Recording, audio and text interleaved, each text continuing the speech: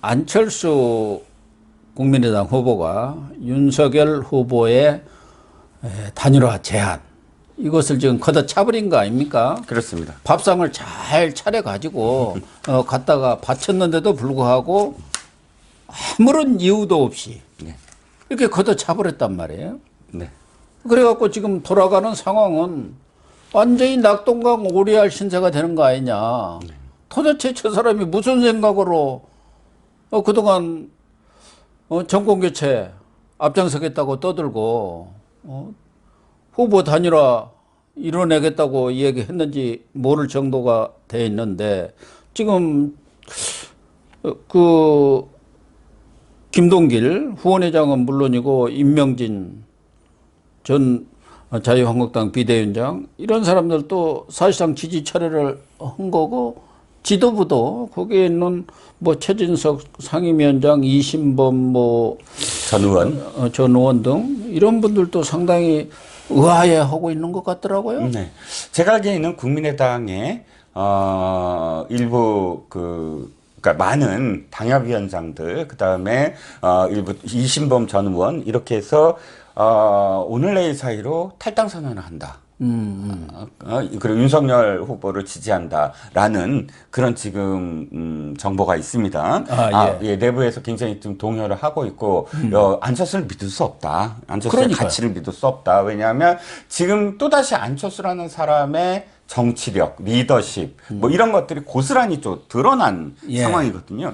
최소한 말이죠. 국민들한테 거짓말을 해서는 안 되는 거예요. 그렇죠. 그러니까 이를테면 지금 2주 정도의 협상이 계속 이루어졌다는 거예요. 지금까지. 그리고 다 또 보고를 받았을 거 아닙니까? 한번 만날 때마다 2시간 이상 그 협상을 했다는 겁니다. 그런데 그 2주 동안의 안철수의 워딩을 보세요. 아직도 윤석열은 대답을 안 하고 있습니다.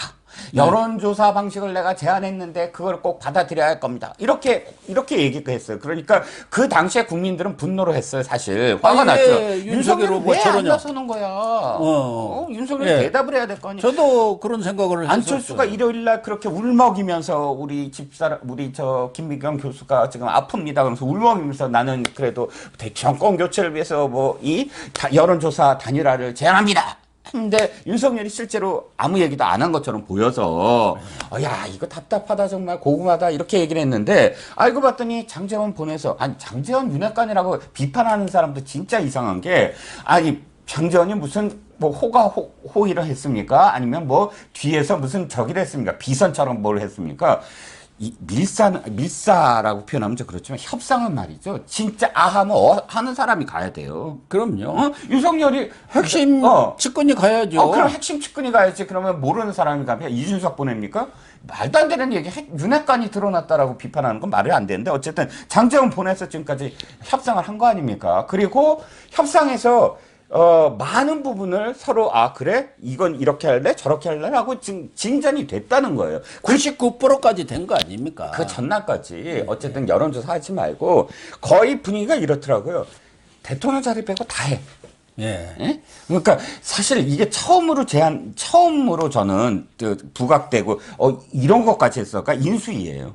인수위도 공동으로 인수위 당신 저기 해. 그 조각 인수위 명단 다 해서 함께 하자. 인수위. 그 인수위가 굉장히 중요하잖아요. 인수위까지 그렇게 내놨으면 사실 엄청나게 지금 안철수한테 양보를 한 거거든요. 그런데 그날까지 나는 몰랐다. 보고를 못 받았다는 거 아닙니까? 그래서 그거 갖고 기자들이 계속 물으니까, 여론조사에 대한 그쪽의 대답을 못 들었다. 국민들을 알기를 안철수 그래도 사람은 정직한 거 아닌가 이렇게들 생각했는데, 이번 이 협상 과정에서 드러난 내용을 보면 안철수가 완전히 새 정치가 아니라 헌정치, 구태정치에 아주 나쁜 그런 것만 배운 것 같아. 국민들한테 이렇게 거짓말하고. 그렇죠. 그러니까 뒤통수 치고. 예. 또 협상했다가 그냥 깨버리고.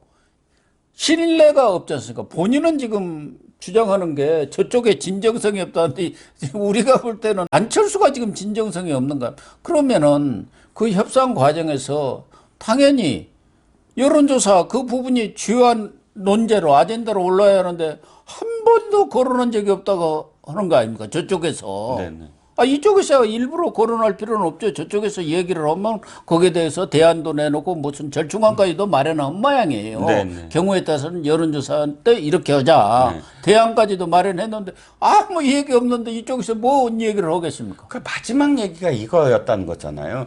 그래도 명분을 좀 다오, 우리가. 명분을 다오. 아니, 다 이렇게 조건 들어주고, 그러면 알았다. 그러면 그 윤석열이 또다시 이 기자회견 해갖고 명분 줄 수 있도록 뭐 사과 겸 뭘 하겠다. 여기까지 다 얘기를 했는데, 갑작스럽게 그 다음날, 그러니까 새벽 4시에 뭐 또다시 협상을 해서 다 됐는데, 뭐 전화도 안 받고 2시간 만에 뭐 결렬선언 아무 통보도 안 하고 이건 제가 보기에는 좀 사회화가 덜 된 사람 있죠. 왜? 이 소통이 뭔지 커뮤니케이션이 뭔지에 대한 기본이 안 돼 있는 사람. 그러니까요. 예. 그런데 뭔가 또 혹시 약점이 잡혔나? 나는 옛날에 그 같은 당에서 뭐 상황 뭐 이런 소리까지 나오신 분이 또 저쪽에 국정원에 앉아 계시잖아요. 원래 같이 정치를 쭉 했지 않습니까? 국민의당 시절부터. 아, 그렇죠. 저기서 민주당에서 갈라서 나올 때 박지원 그때부터 같이 했어요. 문재인 욕을 그 바가지로 하면서 예. 안철수 손 붙잡고 나왔잖아요. 그쪽에서 무슨 작용이 있었나? 엄청나게 많은 지금 설이 있지만 우리가 저 고영신 박사님이 하는 TV 이 고영신 TV가 또 정론 아닙니까? 그래서 예. 뭐 이 자리에서 지금 돌고 있는 설에 대해서 운운하고 싶진 않습니다. 가세연도 진짜 가세를 했더라고요. 보니까 안철수 엑스파일 이게 다 국정원에서 쥐고 있고 문재인 정부에서 쥐고 있기 때문에 안철수가 어쩔 수 없이 뭐 이 자기 약점이 잡혀서 이렇게 한다 뭐 이렇게 발표를 하고 뭐 엑스파일을 쭉 지금 이야기하고 있는데 그렇게까지 하고 싶지 않습니다. 그러니까 그거는 왜 그렇게까지 갔느냐 하면 제가 보기에 안철수가 이해가 안 가니까 어떤 상황에서 이해를 하려면 우리가 상식선으로 뭐 때문이다라는 게 우리끼리 그 인식이 돼야 되잖아요. 그러니까. 예. 아니, 안철수가 그러한 협상안을 전권 대리인이 다 합의를 했고, 그런 보고를 이태규도 안철수한테 다 했다는 거 아닙니까? 네. 그런데 그거를 그냥 아무런 이유 없이 걷어찬 거 아니에요. 네. 그리고 거기에 진정성이 없다. 그리고 자기가 제안했던 여론조사 경선 방식에 대한 답이 없다. 그 얘기 아닙니까? 그런데 진정성은 누가 없느냐 이 얘기예요. 또 하나는 여론조사 방식이 답이 없다는데 이 얘기를 해야 없는 거 아닙니까? 근데 협상 테이블에는 올리지도 않았는데 없다고 하니까 도대체 안철수의 속셈이 뭘까? 이 사람이 지금 말하는 걸 믿을 수가 있냐는 거죠. 말을 하는 게 다 거짓말을 하고 있는데 그야말로 진짜 지금까지 10년 동안 정치를 해왔으면 최소한 국민들에게 모든 걸 다 이야기할 수는 없어도 앞으로 이 사람이 무슨 생각을 갖고 있고 어떻게 행동을 할 것이다라는 믿음을 줘야 되잖아요. 저는 이번에 그 믿음이 다 무너져 버렸어요. 그래서 안철수의 10년 정치가 이번 일로 거의 이제 끝나가는 거 아닌가. 우리 국민들의 입장에서도 안철수를 더 이상 정직한 사람, 믿을 만한 사람으로 이렇게 인식하기 지금 어려운 상황이 되어 있고, 안철수의 원래 뭐 측근들도, 과거의 측근들도 뭐 이번에 도운 사람도 하나도 없지만 최근에 만들어진 측근들도 다들 지금 떠날 그런 태세 아닙니까? 네. 그렇다고 보면은 완전 고립무원 그런 상황에 빠져 있는데, 안철수는 대선 이후에 뭐 이재명 치고고 어떤 내밀한 협약이 뭐 막후 합의가 있었는지는 모르지만 이재명을 어떻게 믿겠습니까? 우리가 볼 때. 연동형 비례대표하고 그 공수처 법안 패스트 트랙 할 때 심상정이 아주 신이 나서, 법사위원장 두들기면서 꿈에 부풀었죠. 연동형 비례대표제 하면 지네들이 한 30석은 가져간다. 교섭단체 될 걸로 생각했죠. 환상을 갖고 들어줬다가 어떻게 됐습니까? 지금 송영길이 연합정부 얘기하죠. 송영길이 그때 무슨 얘기했는지 라디오에서 제가 다 기억을 하거든요. 그 패스트트랙 딱 끝나자마자 라디오 딱 해갖고 저 MBC 라디오였을 겁니다. 송영길이 이렇게 얘기하더군요. 아니 말이에요. 정의당 말이에요. 아니 패스트트랙 그거 계속 얘기하는데 공수처는 그거 개혁으로 당연히 해야 되는 거 아닙니까? 뭘 바랍니까? 뭘?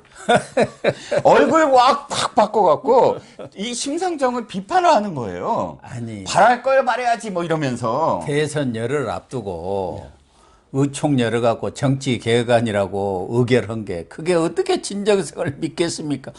그런 정치 개혁을 하려면은 진작부터 해야 하고 또 초기부터 그런 정치 개혁 방안을 이재명이가 내놓고 나는 이렇게 하겠습니다 해야 하는데 아무 말 안 타가 안철수가 뭐 TV 토론에서 의총에서 의결해 주세요. 그게 키포인트입니다.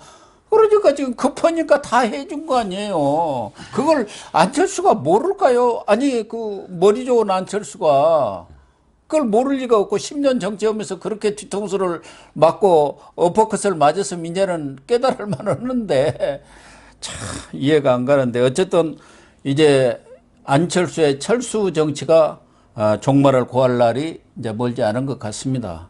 이번에 진짜 안철수는 단일화를 했으면은 철수가 아니라 전진이고 정말 자기의 어떤 정치적 꿈을 이룰 수 있는 그런 절호의 찬스를 지금 날려버린 거거든. 정권교체에서 철수했죠. 단일화에서 철수했죠.